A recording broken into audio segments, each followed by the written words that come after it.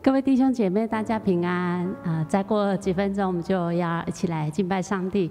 那我们先一起来做一个祷告。好，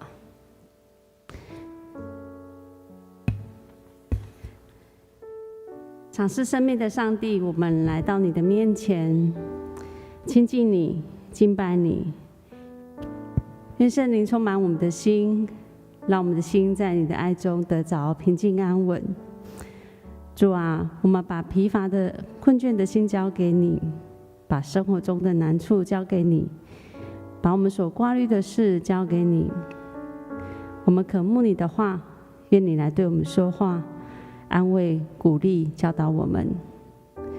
主上帝，我们也为家中还没有信主的家人来祷告。当我们在敬拜你的时候，愿你的话与爱临到他们，让他们的生命也经历你的平安的同在。亲爱的天父上帝，我们为今天的服事同工献上祷告，愿你扶持成为他们的力量，在服事中也一样经历你话语的建造，越服事越甘甜。祷告奉主的名祈求，阿们。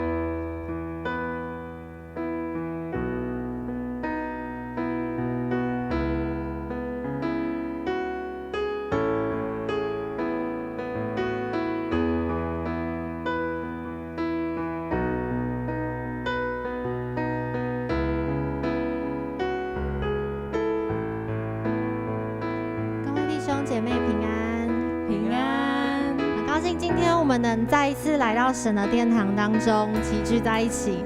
在开始之前，我想邀请大家先一起来做一个祷告，让我们这时候把我们的心完全的交托给神。哈利路亚，主啊，我们赞美你，耶稣。谢谢你今天能够让我们能够来到这个地方，无论我们是来到教会当中，或是我们在线上的一个礼拜。主都求你安静我们的心，让我们在今天无论在敬拜，无论在听讲道的时候，主你都与我们同在。主你也保守我们的心能够刚强壮胆，让我们能够有勇气，从你而来的智慧去面对生活当中所有的一切。这时候我们全然将我们所有焦虑所有忧虑的事情，我们将我们所有担心的事情全然摆放在你的手中，因为我们知道，当我们今天站立在这里的时候，主你就与我们同在，你就为我们得胜。主啊，我们感谢赞美你，我们这样祷告，奉耶稣基督的名求，阿们。这时候邀请大家一起站立起来，我们今天要用我们的声音，我们要来赞美我们的神，让我们一起来拍手。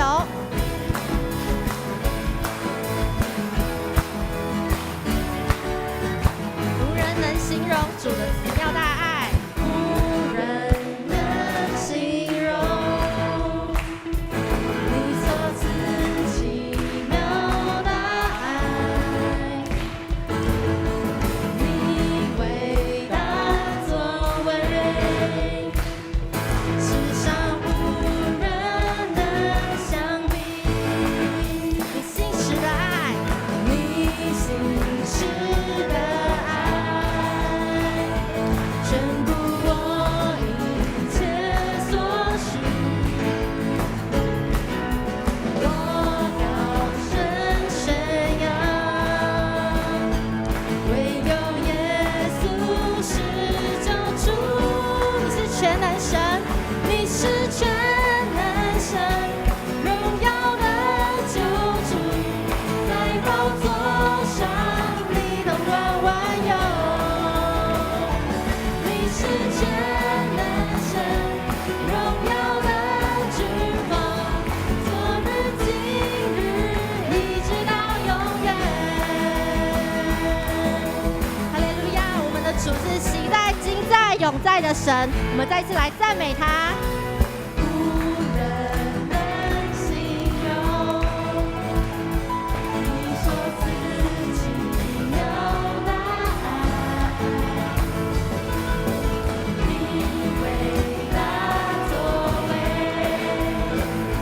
世上无人能相比。你信实的爱，全部我一切所需。我高声宣扬，唯有耶稣是救主。一起举起手来宣告，你是全能神，荣耀的救主，在宝座上你统管万有。你是全能神，荣耀的君王，昨日今日一直到永远。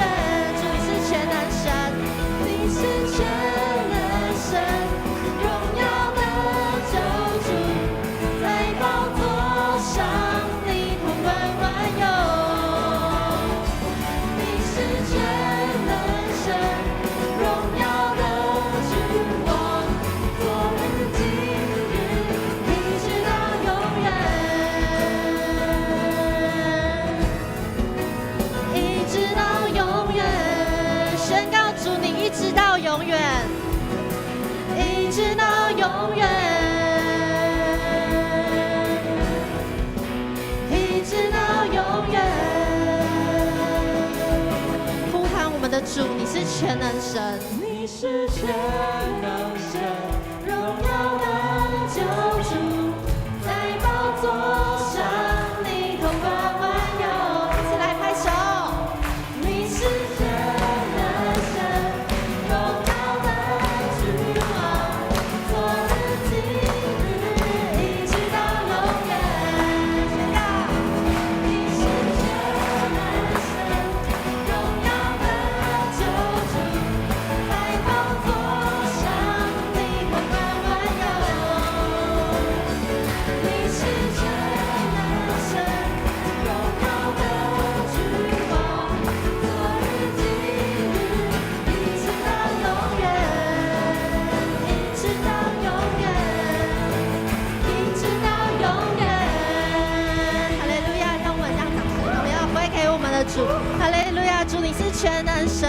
们同在。哈利路亚，耶稣。哈利路亚，是的，主，你就是永远得胜的神。阿们。主，我们要来向你唱这首爱的诗歌。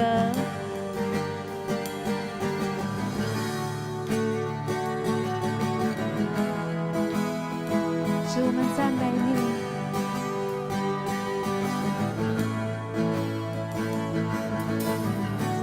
我要歌唱你爱到永远，我要歌唱你爱到永远，我要歌唱你爱到永远，我要歌唱你爱到永远。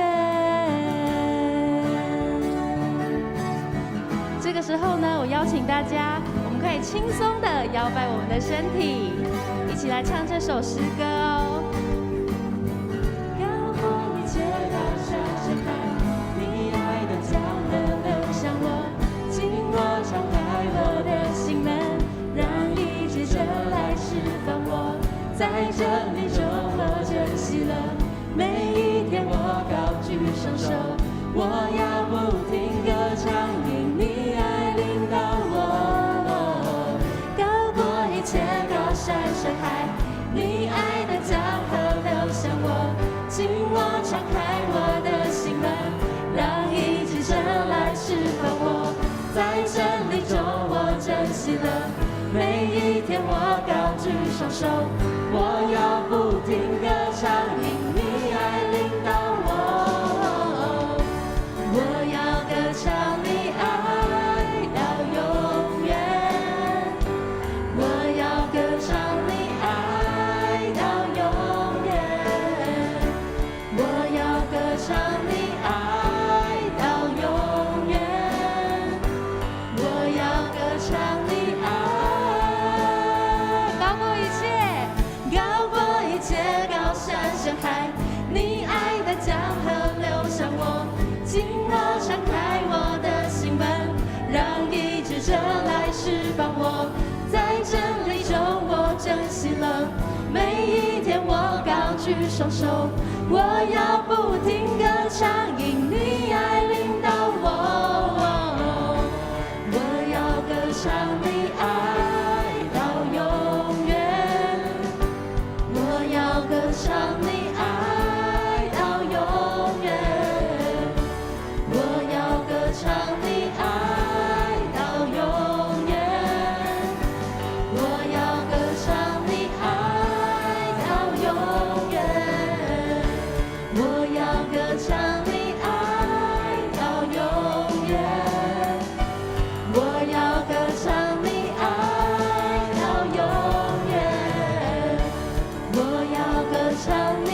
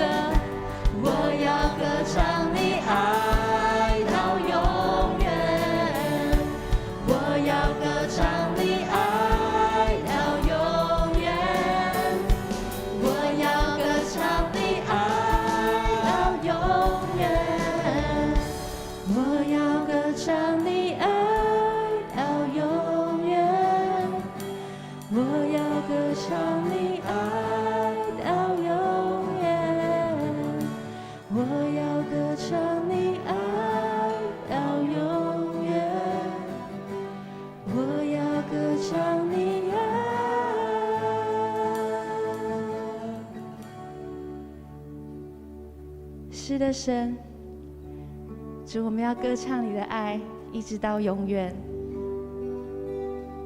主，你就是我们生命当中最渴望、最渴慕的。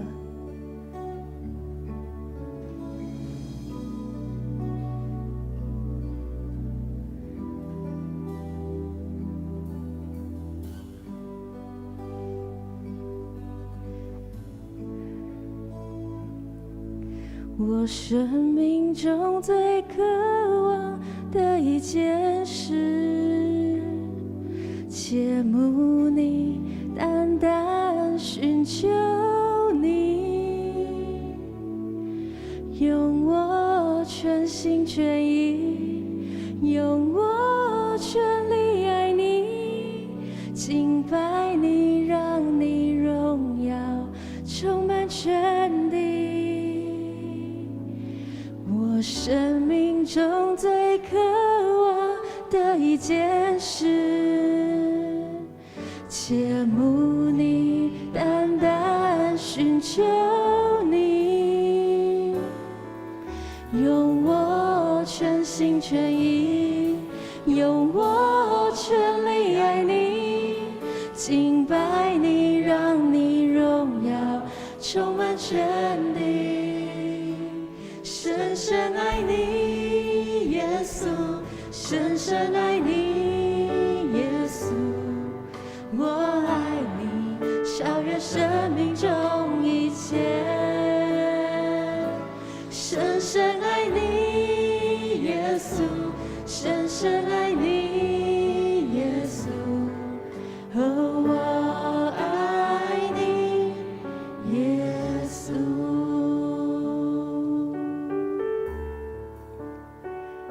在这个时候，让我们用对耶稣更深的感情，一起来唱这首歌。我们可以将手按在我们的心上，我们一起跟神来说：你就是我生命中最渴望的。我生命，我生命中最渴望的一件事，切慕你，单单寻求你，用我全心全意，用我全力爱你，敬拜你，让你荣耀充满全地。深深爱你，耶稣，深深爱你，耶稣，我爱你，超越生命中一切。深深爱你，耶稣，深深爱你，耶稣，哦，我爱你，耶稣。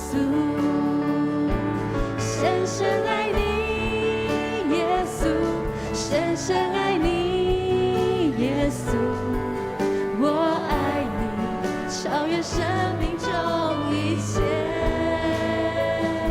深深爱你，耶稣，深深爱你，耶稣，哦，我爱你，耶稣。我爱你，耶稣，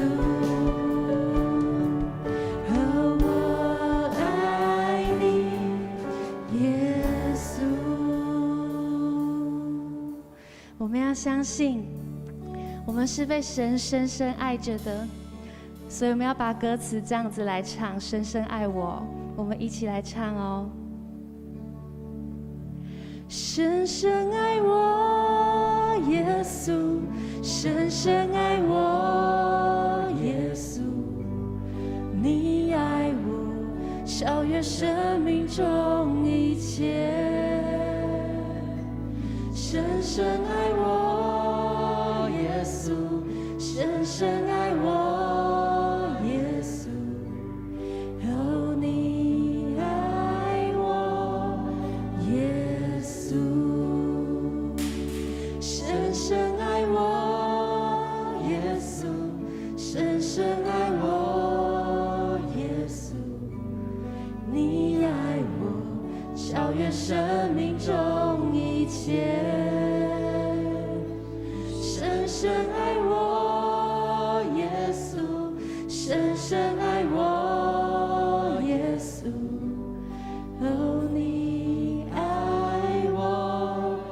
耶稣，哦，你爱我，耶稣，哦，你爱我，耶稣。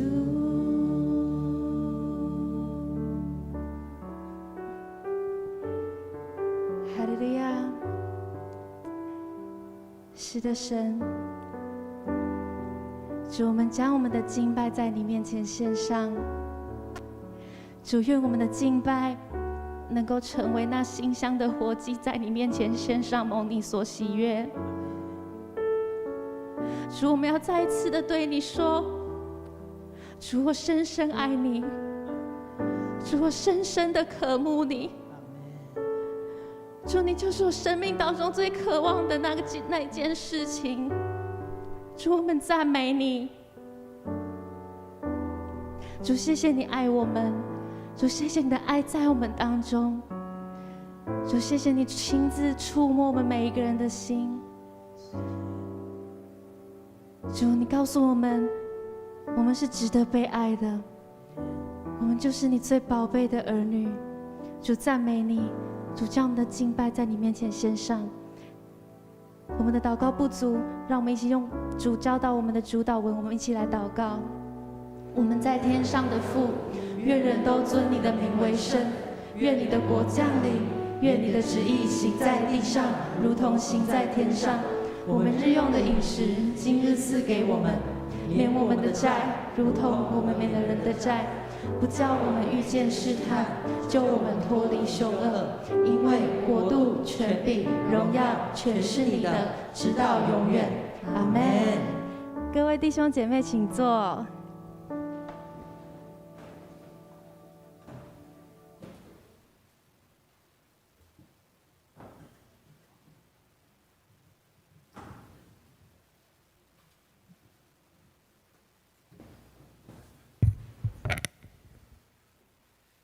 很高兴今天能够在礼拜堂看到大家，也很高兴能够跟线上的弟兄姐妹一同来敬拜。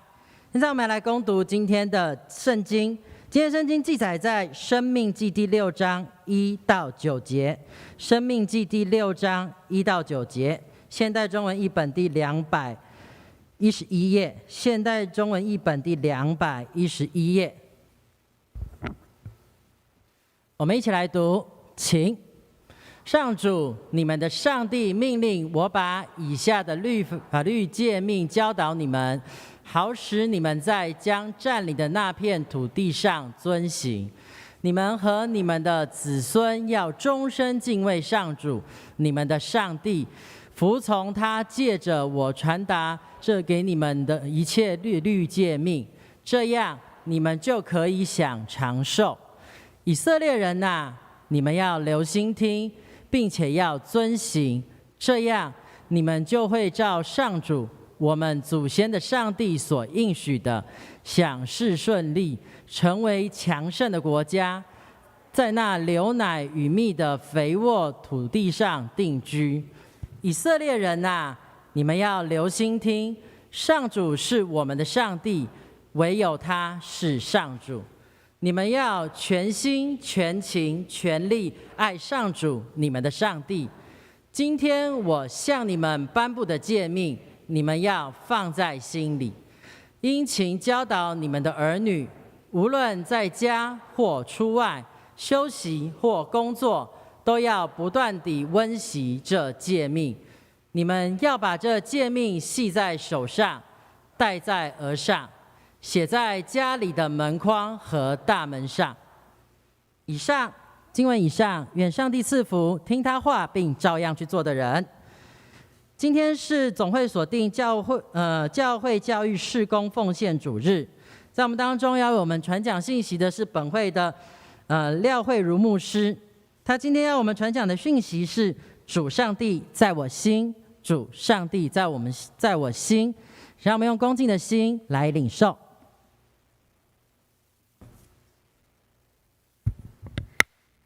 好，各位弟兄姐妹，大家平安。好，今天是总会所定的教会教育事工奉献主日。那其实，在我们的教会里头也有很丰富的装备课程啊，鼓励大家，我们在自己生命的进程当中呢，你就按照着教会的内容，然后我们来装备来学习，这样可以经历到我们生命的成长。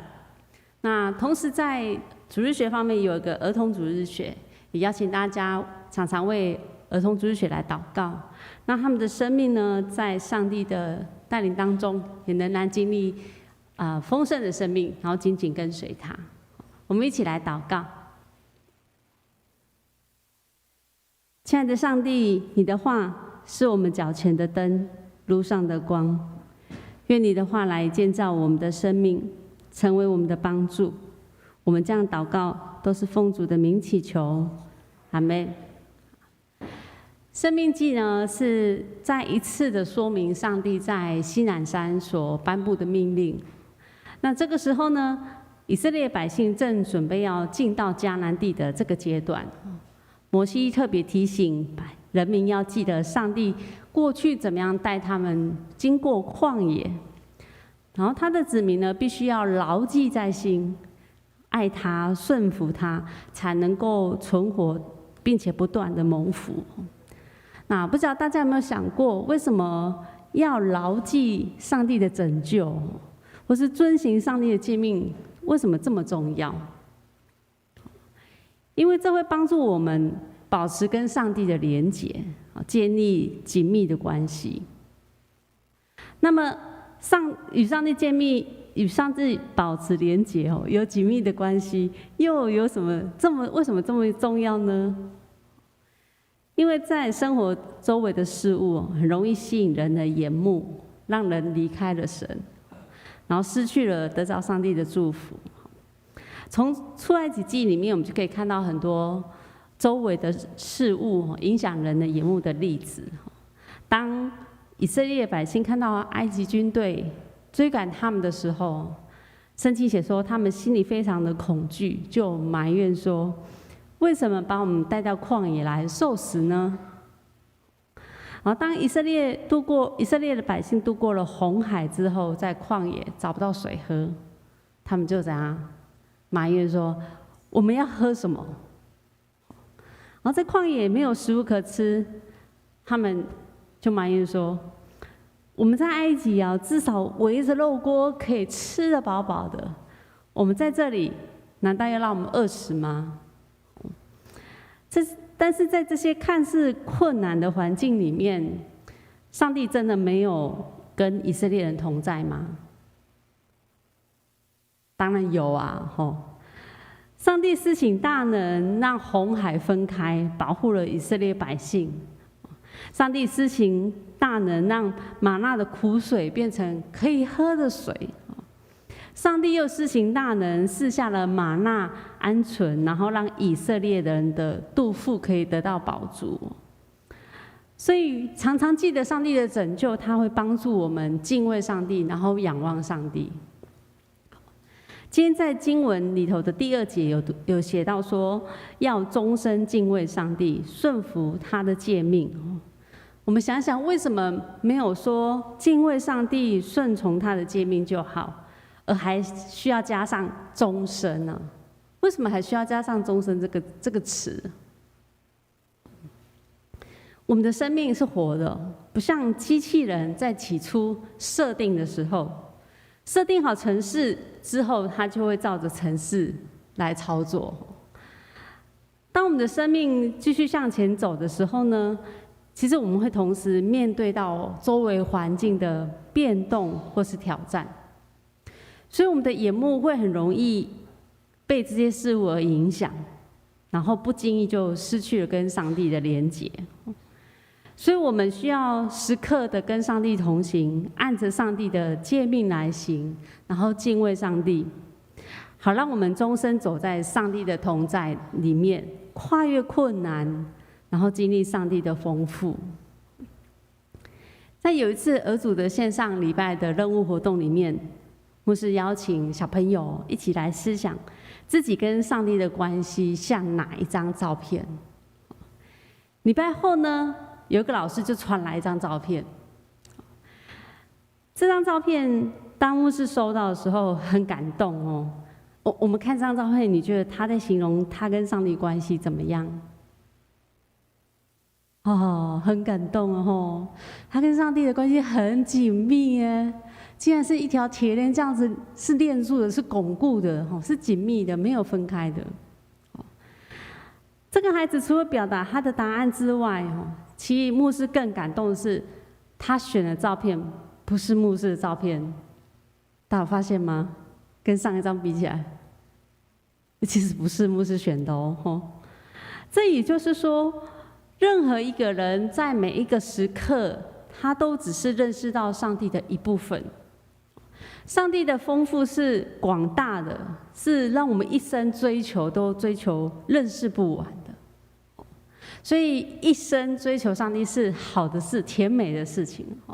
我们可以跟左右旁边人说，一生跟随主是欢喜的、快乐的。一生跟随主是欢喜快乐的。它不是一个规定，是让我们可以去体验的，是欢喜快乐的。亲爱的弟兄姐妹，在我们的生命经验里面呢，如果是我们，你会选哪张图片来形容现在你跟上帝的关系？过去呢，我们可能会经历到有陪伴的上帝、拯救的上帝、是力量的上帝，或是教导的上帝，还有与我们同爱哭的上帝，还有很多很多很多。当我们能够说出越多上帝的形象，也表示我们在每一个时刻很渴慕的追求他，然后跟上帝建立稳固的关系。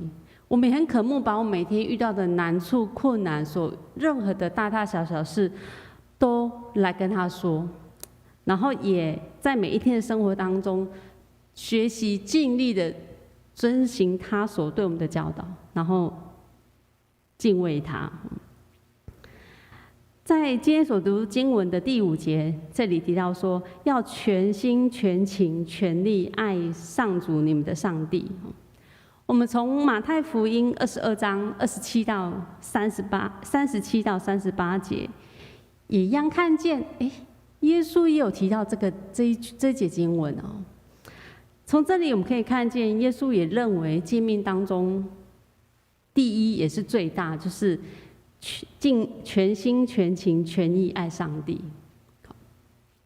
那全心、全情、全力爱上帝的意思是什么呢？就是用全部的心、全部的性命、全部的力量来爱上帝。当我们过去听到这样的内容，或是现在听到这样的内容，这看起来很像文字上好像是一个要求。不晓得在我们心里，你会觉得这段内容带给我们什么感觉？看起来文字好像是内容，好像是个要求，哇，全部的心全部的性命和全部的力量来爱上帝耶。但是这却是上帝赐给我们的一个秘诀，这是跟他紧密连结的秘诀。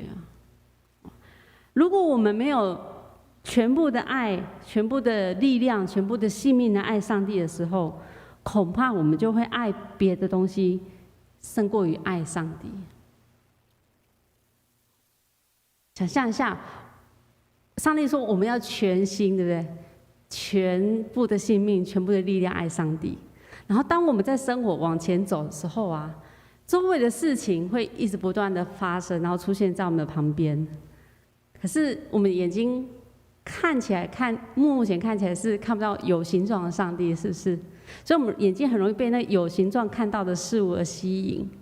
所以上帝说：“我给你一个秘诀，就是呢，你全部的生命、全部的心、全部力量爱我，所以我们就可以紧紧跟随神。”可是当我们没有全部的时候，你发现，一部分看上帝，一部分被其他人旁边的事物影响，是不是我们就很容易爱别的东西胜过于爱上帝？可能就被影响，然后胜过于爱上帝。所以我们一起努力这样的圣经内容真的是上帝给我们一个超级棒的方法，一个很棒跟随他、紧紧跟他连结的秘诀，就是全心、全情、全力来爱上帝。敬畏上帝、遵守上帝的诫命啊，除了是他的百姓需要持守的哈，在第2节也特别提到说，他的子子孙孙也要敬畏上帝、遵守诫命。所以他吩咐他的百姓要怎么样？殷勤的教导儿女哦。殷勤在原文的意思里面有使锐利，还有磨，还有深刻的。就像呢，工具它常常要维护在一个很好的状态，如果钝掉了，那就赶快去把它磨利，或者是保持它最好的使用状态。这样的工具呢，它就可以让工作有更好的效率，或者是一定可以达到目标。那么对于人来讲呢，若把所学的智慧才能，当它能够吸收到心里面，而且也可以完全的行出来，那它就会呈现出很美好的样式来。曾经有一个孩子在开学第1天回到家，就忘记了带课本，就无法写回家功课。妈妈呢就请那个老师用 LINE 拍照，然后传回来，让孩子来完成功课。晚上回家，晚上收拾书包的时候，妈妈就提醒小朋友说：“囡仔，要记得收拾书包，不要忘记带东西了。”然后当第2天呢，孩子在放学回来的时候呢，有带课本，可是没有带作业本，啊，怎么写啊？妈妈想到，哎呦呀，真糟糕，怎么办呢？那就请孩子写在白纸上，然后你明天早上带去学校贴在本子上。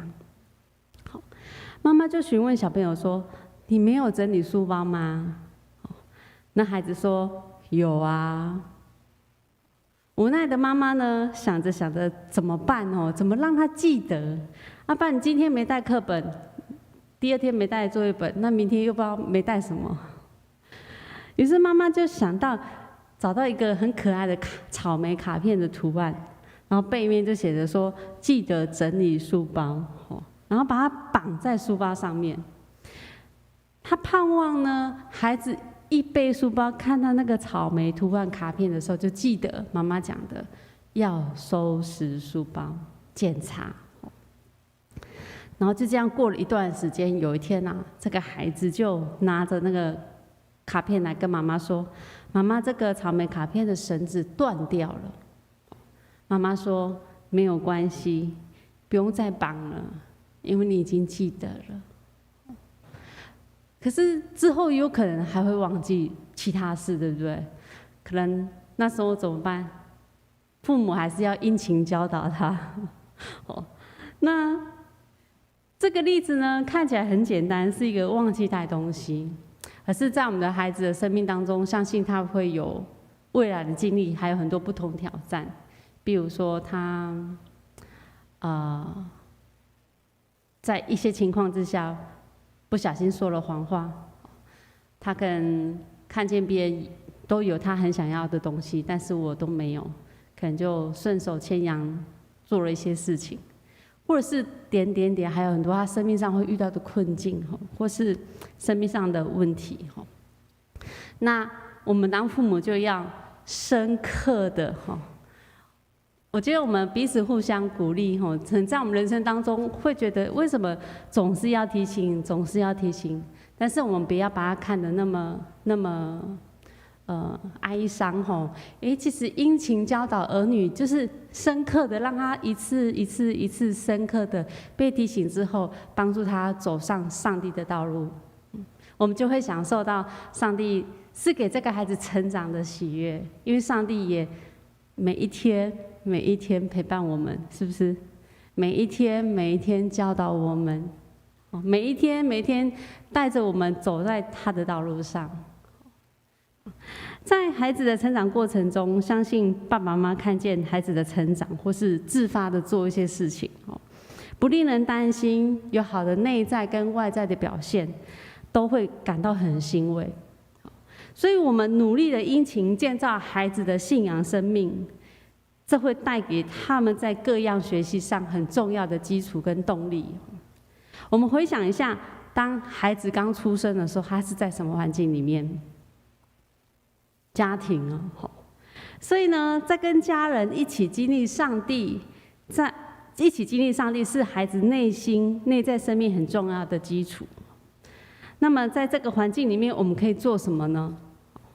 牧师分享下面这3个方式哈，当中我们虽然可能你的孩子也许已经长大了，或是我们的青少年们、我们年轻人们哦，你可能还没有孩子，没有关系，把这3个东西记在你的心里面，因为不论是用在陪伴孩子身上，或是陪伴自己一样，都可以来实行、来操练。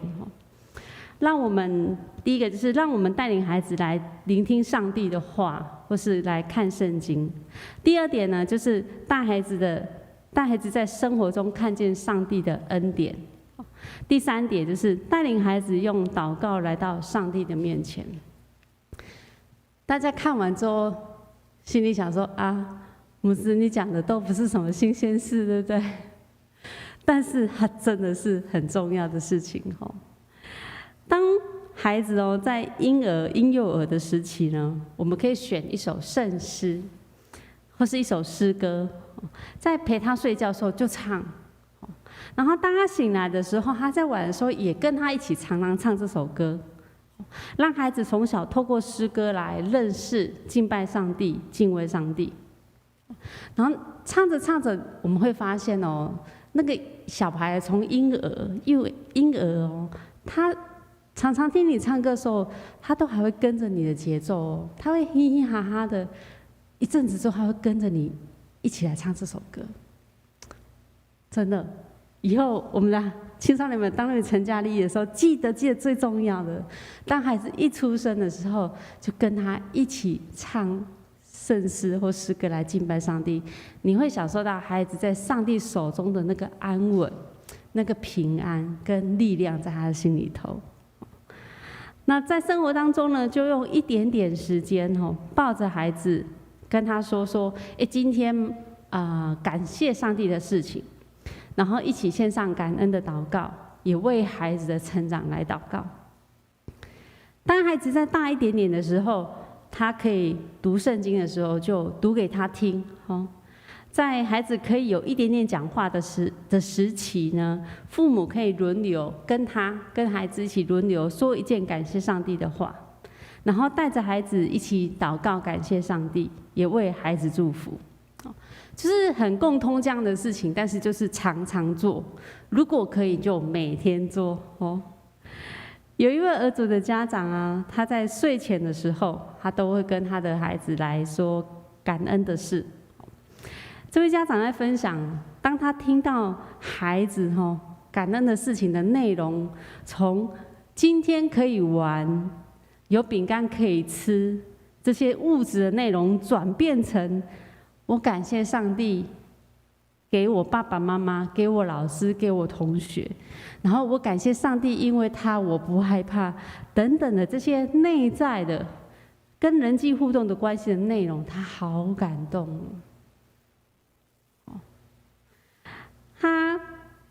然后过一阵子之后，其实常常在生活当中，妈妈会因为太累，然后就没有跟孩子来分享，孩子反而会提醒他说：“妈妈，你今天没有说感恩的话，感恩的事情。”曾经这妈妈也常常因为太累，很想睡觉，就对他说：“你自己祷告好了，今天不用讲话，睡觉。”妈妈看看这孩子用余光瞄他，他想说孩子会不会很生气，或是就自己一直玩。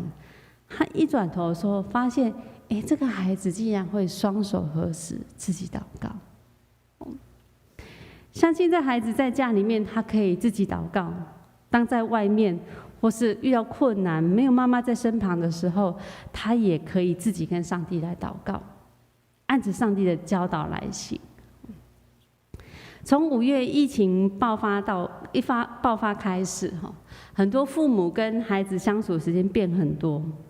那在跟儿主的家长的交谈当中，也听见很多父母在生活当中跟信仰连结的一些美好的见证。当疫情严重的时候呢，孩子主动跟父母一起迫切来祷告，盼望疫情可以赶快稳定下来。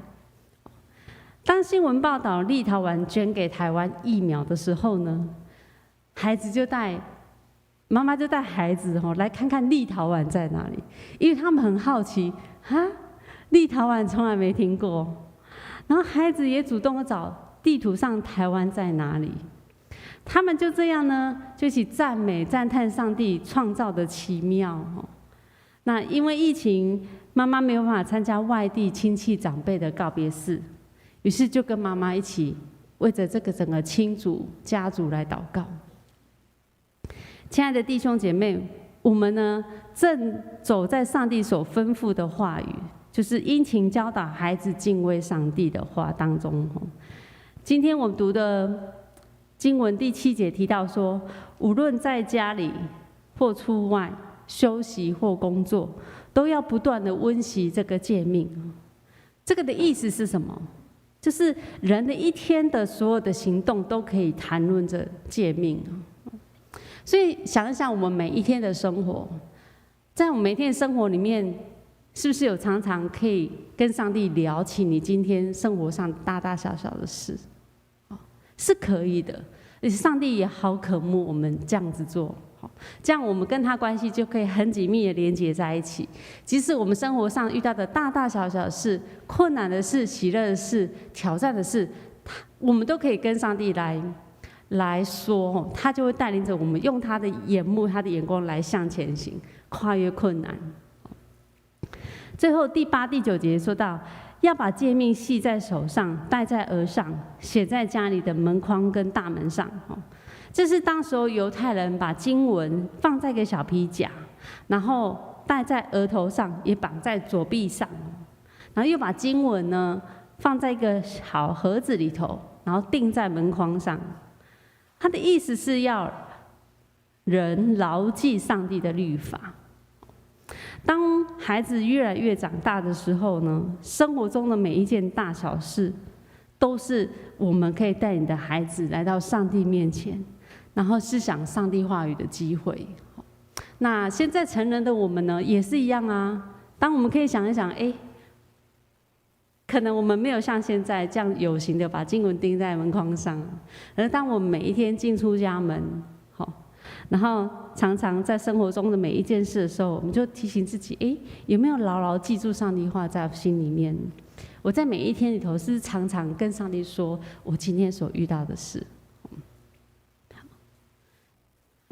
在小儿洗礼的牧师的宣告文里头有提到说，今日这些幼儿的父母双亲跟会众亲自作证，要分担责任，在培育他们的信仰，直到他们接受坚信礼。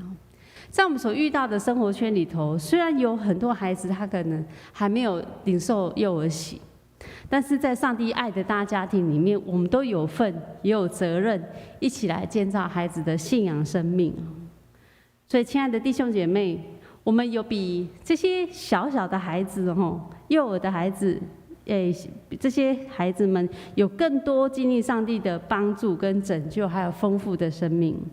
所以牧师邀请大家，可以在各样的机会，当你遇到孩童的时候呢，你们可以关心他们，关心他们生活上遇到的事，然后也听听他们的分享，也把你所经历到上帝的爱跟他们分享来回应，鼓励他们紧紧抓住上帝，不离开上帝。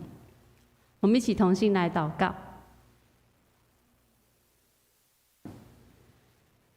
亲爱的上帝，我们感谢你，谢谢你爱我们。上帝，你也好渴慕在每一天的生活当中跟我们同行。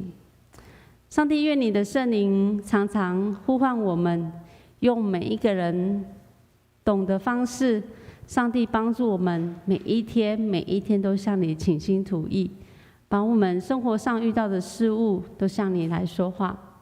主耶稣，谢谢你，因着这样子的关系，这样紧密的连结，主耶稣，我们从你而来，有满满的力量，在我们的生活当中经历丰盛，经历感恩，也经历跨越我们自己的眼界跟限制。主，谢谢你，经历个上帝赐给我们丰盛的生命。我们向你献上感恩祷告，奉主的名祈求，阿们。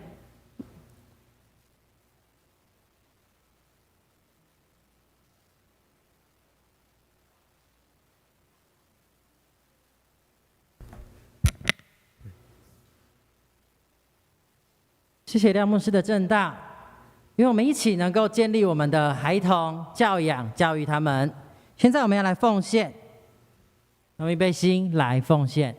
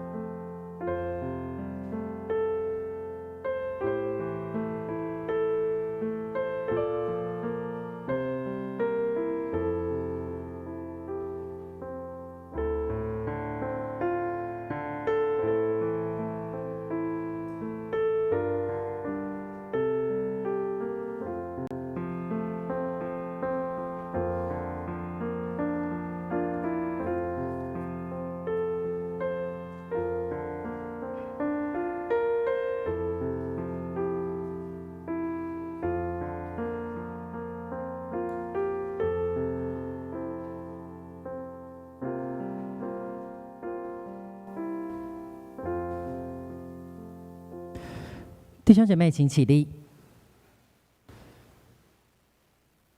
我们一起来做奉献的祷告。慈悲父神主，谢谢你让我们今天能够来到你的会堂，听你的信息。主，真的是我们知道，无论是在你的会堂，无论是在我们的家庭里面，主你都带领看顾我们每一个人。主，愿你带领我们从小到大都是这样子的紧密与你连结，使我们能够全心全情全力的来爱你。因为主，我们知道你就是那个爱我们直到如今的父。我们献上我们那微薄的金钱与才能，让你使用，求你悦纳。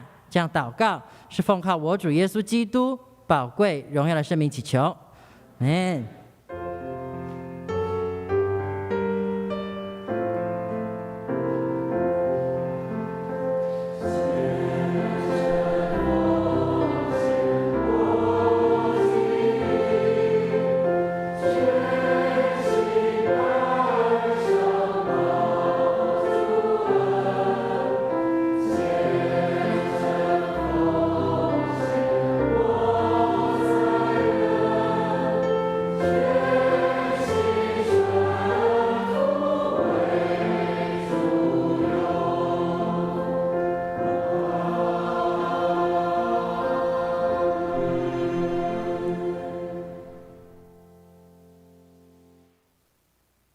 请坐。现在我们要来关心教会的事工。有周报的可以翻到第4页，没有的我们可以看大荧幕。首先要报告的是小会公告。经小会议决通过，定于2021年10月24日的第2次临时合会，也就是下周日的临时合会，要举行长老的改选。10月31日第3次的临时合会当中，要举行执事的改选。那可以来参加的就尽量参加，不能来参加的请记得一定要请假。那接下来是依据就是接下来要报告的是本会的消息，就是弟兄姐妹大家平安，就很高兴我们可以回到教会的会堂来做礼拜。那也请大家一定要遵守教会的规则来做礼拜。我们一共4场的时间，请大家就是准时来参加，不要过早，也不要过晚。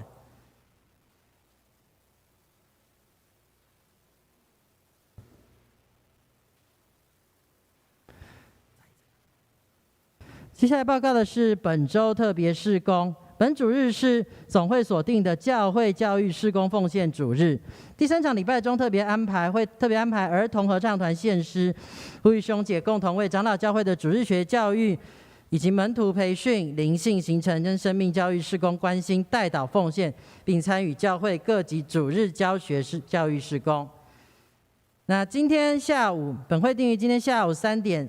在10楼礼拜堂要举行侯秀清传道封牧，以及廖慧茹牧师就任关怀牧师受职感恩礼拜，欢迎兄姐参加，或是可以看我们的周报上面有 QR code， 可以来扫 QR code 参加线上的直播。第3点是彭牧师接同师母已经在昨天带领大专组的以及同工的学生跟同工共25位到新竹来富度假村举行大专新生宿营，预计今天下午6点半回到教会，愿上帝赐福带领他们一行。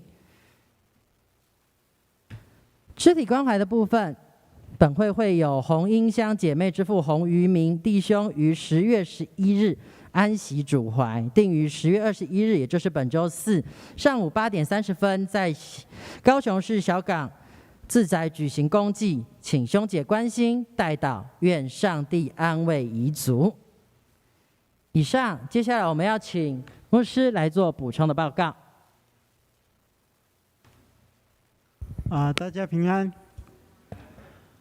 我们下个礼拜以及下个礼拜是非常重要的长职改选的日子，所以现在牧师要特别来介绍我们下个礼拜要进行的长老改选的候选人的，来介绍候选人哈。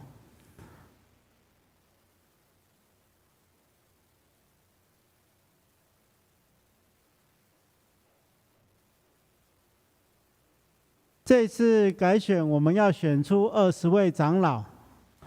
那请大家务必要用敬虔祷告的心，来选出合上帝心意的候选人。那这时候牧师来介绍，我敬称会省略，但是我们要注意，就是上面有，每一个长老上面都有编号，因为我们选票上面没有相片。所以，请大家特别要注意，选票上只有编号跟他的姓名。那我现在来介绍长老的候选人，敬称省略。1号是李思礼，2号郑敦仁，3号黄正辉，4号张宏德，5号吴建贤，6号苏茂仁，7号叶翠丽，8号吕明雪，9号王清柳，10号严珠令，11号赖正聪，12号刘建良，13号吕淑玲，14对不起，要换第2行哈。14号吴景照，15号赵秀红，16号曾仁辉，17号卢功勋，18号洪大川，我们看相片哈。19号徐雅玲，我们看相片。20号蔡佩芳，21号王文贤，22号吴静茹，23号王荣昌，24号苏明元，25号张美基，26号赖尚辉好，那我们先请长老候选人离席哈。那这时候有一个关于长职改选的投票宣导，因为我们这次会用电脑的计票哈，它的速度非常快哈，可以节省我们的时间，所以我们要来做一个宣导。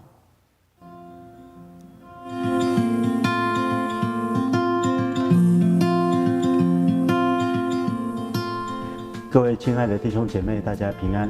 10月24日和31日是我们双联教会非常重要的长职改选的日子。我们会在这2个主日4场礼拜合并做1场，在10点开始礼拜。礼拜结束后，我们会举行会员合会来改选长职。在以往，我们使用传统的人工计票，合会的时间会拖比较长。今年小会决定使用电脑来计票，会节省很多时间，让选举更快完成。所以牧师在此特别说明如何进行，期待大家一起配合，借着投票拣选上帝要呼召的同工。首先，工作人员会把选票分发给大家，我们用教会为大家预备的笔来点选。选票上面有候选人的编号和姓名，我们可以参考对照贴在每张座位前面的候选人名单以及投影片上的名单来点选。我们只要用笔点在要圈选的候选人的编号和姓名中间的圆圈内。请大家注意，长老最多可以圈选20名，执事最多可以选24名。请大家尽量选到足额，这样可以加速完成的时间。执事的部分，除了小会提名的名单之外，大家如果认为有合适的人选不在名单当中，也可以把你心目当中的人选填写在后面的格子内，但是总圈选人数不能超过24人。再次提醒大家，请大家用祈祷敬虔的心来行使投票权，共同选出合上帝心意的人。愿上帝保守祝福。好，牧师跟大家报告哈，下个礼拜我们就要进行长老的改选，所以我们就1场礼拜在10点举行哈。那你可以提早来，我们会在报到处先报到哈。如果你是在籍的会员的话，你会拿到一个名牌哈，这名牌就是待会要领取选票的时候要出示这个名牌。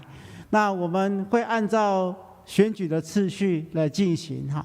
请大家特别注意啊，因为我们的选票上面没有相片啊，但是我们每个座位前面都会贴选举人的编号、相片跟姓名。选票上面有编号跟姓名哈，我们就根据你祷告的结果来圈选哈。长老最多圈选20名，那牧师是鼓励大家圈选到足额，这样我们就很快就会把它完成啊。那其他的部分就会按照教会的规矩以及公告的规矩来进行。那请大家特别注意，一定要使用教会给你的笔，好，到时候我们会分一支笔给大家，用那支笔来圈选，不要用自己的笔，好，这样感应会比较顺利。那我们希望很快的时间就可以把它完成，选出合上帝心意的人选，来荣耀上帝。好，那牧师的补充报告到这边，谢谢。好，这时候我们一起起立来唱祝福的歌。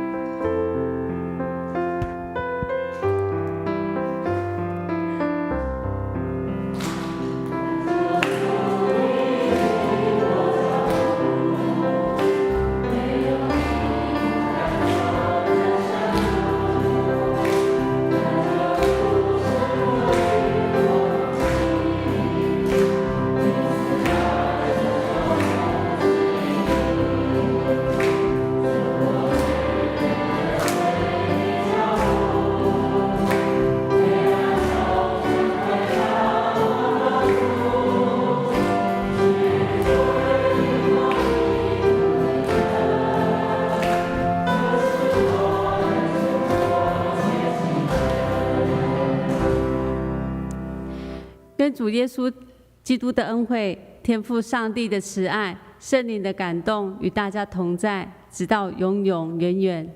阿们。大家请坐。